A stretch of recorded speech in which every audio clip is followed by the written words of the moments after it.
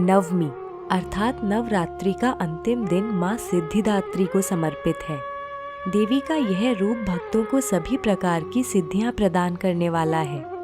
मार्कंडेय पुराण में 8 सिद्धियों का उल्लेख मिलता है, जिनके नाम क्रमशः अणिमा, महिमा, गरिमा, लघिमा, प्राप्ति, प्राकाम्य, ईशित्व एवं वशित्व हैं।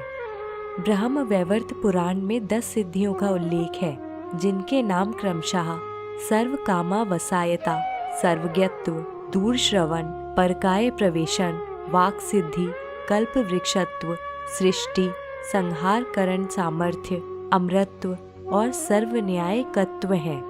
इस प्रकार पुराणों में कुल मिलाकर 18 सिद्धियों का उल्लेख मिलता है।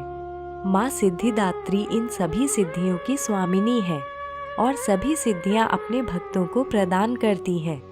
देवी पुराण के अनुसार सिद्धिदात्री की कृपा से ही महादेव शिव को सभी सिद्धियों की प्राप्ति हुई थी और इनकी कृपा से ही शिव जी का आधा शरीर देवी का हुआ, जिस कारण शिव जी अर्धनारीश्वर नाम से प्रसिद्ध हुए।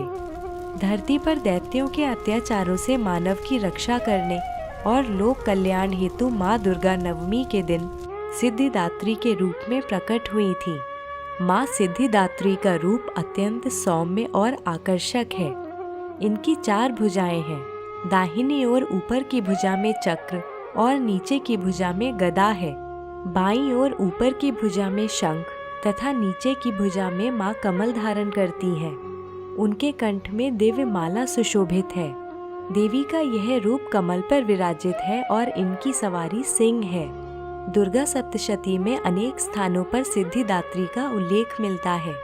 एक कथा के अनुसार देवी ने स्वयं ही कहा है कि मेरे अतिरिक्त दूसरी कोई नहीं है, ये सब मेरी ही विभूतियाँ हैं। इसके पश्चात सभी देवियाँ देवी सिद्धिदात्री के शरीर में प्रविष्ट हो गईं। तब देवताओं और दानवों के युद्ध के चलते देवी और शुंभ राक्षस के मध्य भी भयंकर युद्ध छिड़ गया। शुंभ को अपनी ओर आते देख देवी ने त्रिशूल से उसकी छाती पर तीव्र प्रहार किया और उसे धरा पर गिरा दिया। इस प्रकार देवी ने शुंभ का वध किया, जिसके परिणाम स्वरूप समस्त संसार प्रसन्न चित्त हो उठा। नदियां अपने मार्ग पर बहने लगी और उत्पात सूचक मेघ एवं उल्कापात भी शांत मुद्रा में आ गए। आइए अब जानते हैं कि माँ सिद्धिदात्री की पूजा कैसे की जाए। सिद्धिदात्री का ध्यान मध्य कपाल में किया जाता है। भक्तों को सिद्धिदात्री की पूजा पूरे विधि विधान से अपने परिवार के कल्याण हेतु करनी चाहिए। इनके वरदान से बुद्धि, सिद्धि, बल और सुख की प्राप्ति होती है और घर में प्रेम भाव का आगमन होता है। प्रतिदिन की भांति शुद्धता, स्वच्छता और पवित्रता का ध्यान रखते हुए विधि विधान के साथ कलश और देवी का पूजन करें। पूजा में सुगंधित पुष्प, खीर या हलवा और श्रीफल अवश्य रखें और देवी को प्रेम भाव से अर्पित करें। देवी का पूजन करते समय बीज मंत्र ह्रीम क्लीम ऐं सिद्ध्यै नमः का 9 से 11 बार उच्चारण करें। अब एक हवन कुंड तैयार करें, जिसमें आम की लकड़ियां, हवन सामग्री और कपूर का प्रयोग करके अग्नि प्रज्वलित करें। अब हवन में 108 बार हवन सामग्री और घी की आहुति दें।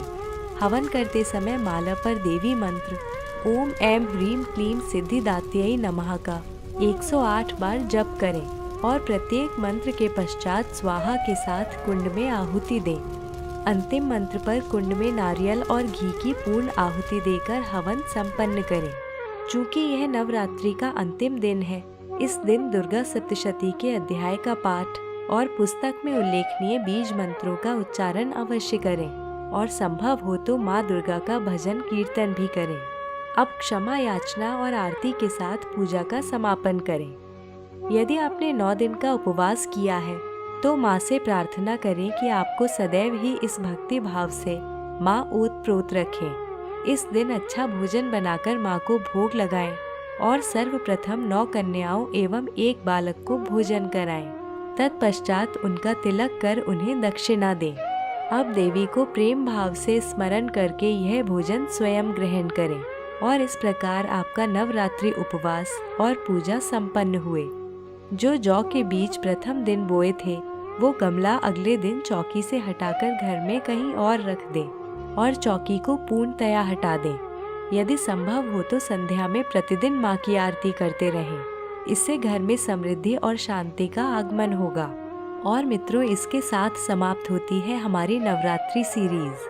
हम लेकर आते रहेंगे आने वाले पर्वों से संबंधित अनेक जानकारियाँ, इसलिए हमारे साथ जुड़े रहिए और Amazon स्टोर पर द डिवाइन टेल्स के पेज को विजिट कीजिए।